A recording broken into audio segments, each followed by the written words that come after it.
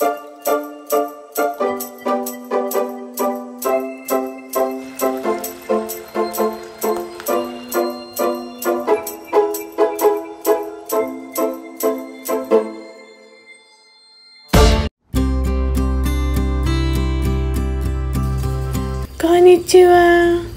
Hello everyone!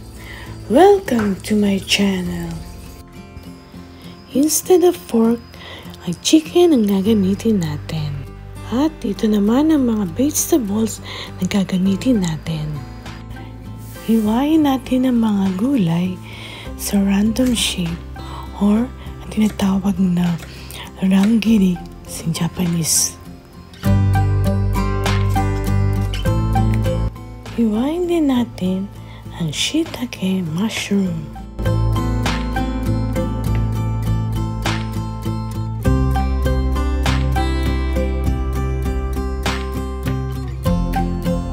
Itong bamboo shoot or itong takenoko ay nabili ko na siya na luto na siya, kumbaga napalambot na siya.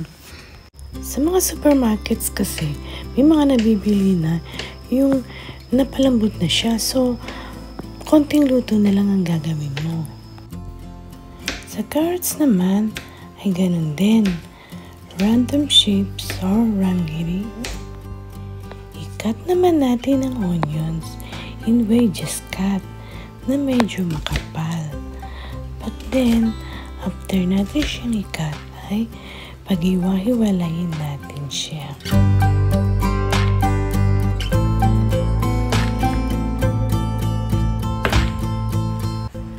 Kalabasa naman ay cut natin siya ng medyo makapal, mga 2 inches siguro, para hindi siya madurog pagka naluto.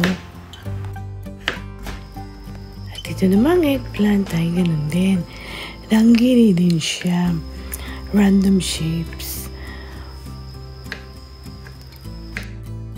Then ilagay natin sa isang lalagyan, tapos ay hugasan natin siya at ibabad natin ng ilang minuto. Tapos, patiktikin natin siya. Alisin natin yung excess water at tsaka natin siya punasan sa paper towel. Yan, tanggalin natin yung tubig niya para pag niluto natin hindi siya tumalansik. Itong chicken naman ay tanggalin natin itong skin ng chicken. Alam naman natin na hindi maganda sa health ang balat ng chicken. Kaya guys, alisin natin yan.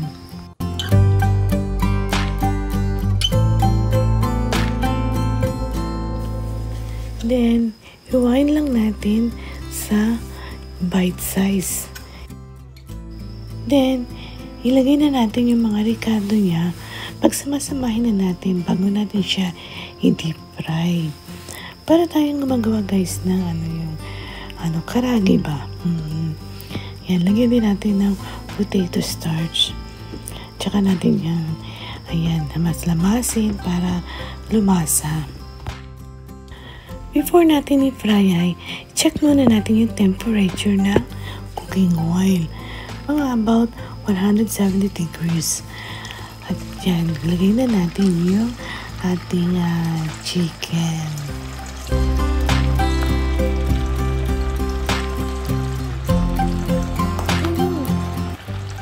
Ingat lang tayo guys sa mantika, at tumatalsik. Ayan, i-deep fry lang natin siya ng mga 2 to 3 minutes at okay na. Then, hanguin na natin.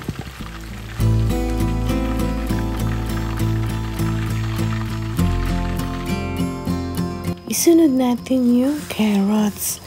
Itong carrots medyo matigas kasi ito so medyo tansyahin natin kung mga ilang minuto natin siyang i-deep fry.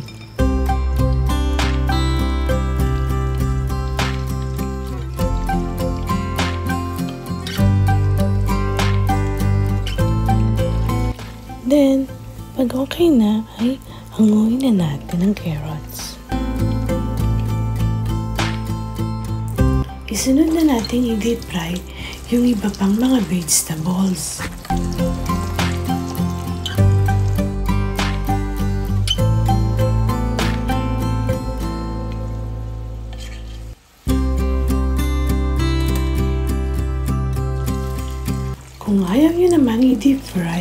ay pwede nyo namang stir fry yung mga vegetables.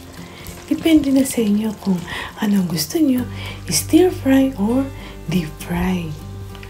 Ako kasi, mas prepare ko ang deep fry. I-deep fry yung mga vegetables.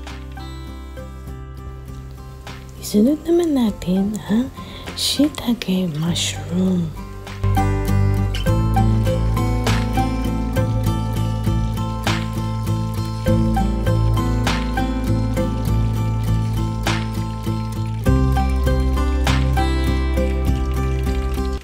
Itong onion guys, madali lang natin itong i-deep fry.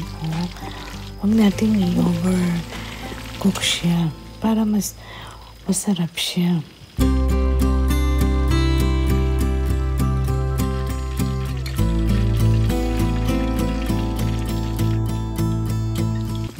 Ito rin green bell pepper natin Bilis lang siya, seconds lang siguro. Ayan, hanguin na natin. Ito namang eggplant guys ay i-deep fry natin siya. Mas masarap kasi itong eggplant pagka na-fry siya talaga. Mas lumalabas yung lasa ng eggplant.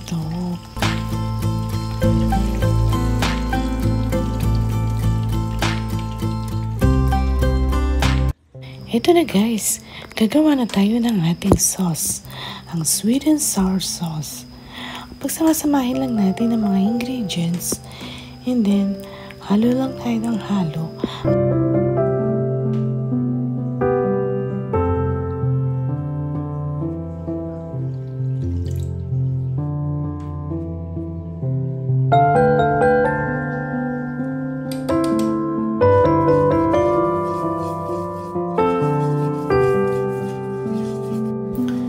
Basta halo lang tayo ng halo guys hanggang sa lumapot na yung sauce niya.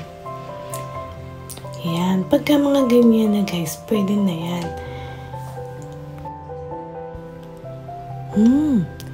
Kanji. Mga ganyan lang. Yan. Okay yan. Then, ilagay na natin yung mga na-deep fry nating vegetables. Pagsamasamahin na natin at isama na rin natin yung chicken. Then, haluin lang natin ng haluin para kumapit yung sauce dun sa vegetables. Ayan. Diba? Ang ganda na ng pagkakaluto niya.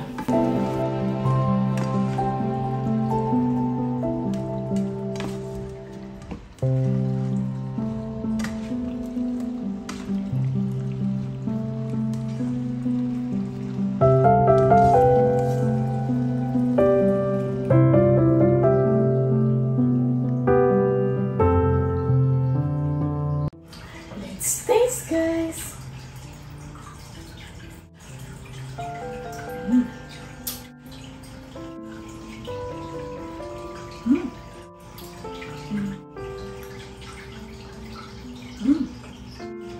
And the chicken. The chicken.